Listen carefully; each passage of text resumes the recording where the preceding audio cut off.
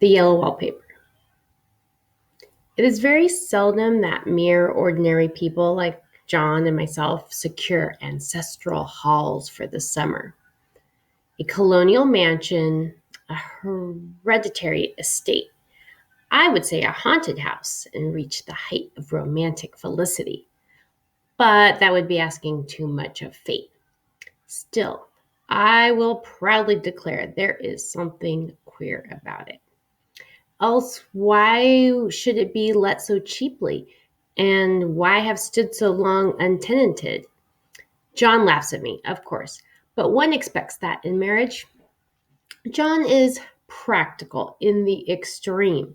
He has no patience with faith, an intense horror of superstition, and he scoffs openly at any talk of things not to be felt and seen and put down in figures. John is a physician, and perhaps I would not say it to a living soul, of course, but this is dead paper and a great relief to my mind. Perhaps that is one reason I do not get well faster. You see, he does not believe I am sick. And what can one do?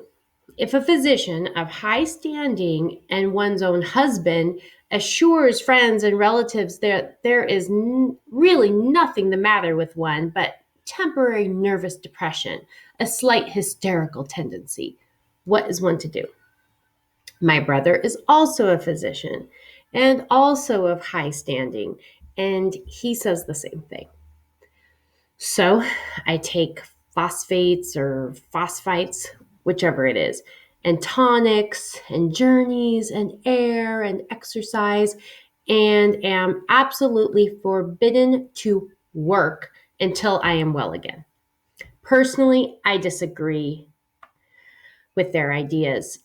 Personally, I believe that congenial work with excitement and change would do me good. But what is one to do? I did write for a while in spite of them, but it does exhaust me a good deal, having to be so sly about it or else meet with heavy opposition. I sometimes fancy that in my condition, if I had less opposition and more society and stimulus, but John says the very worst thing I can do is to think about my condition. And I confess it always makes me feel bad.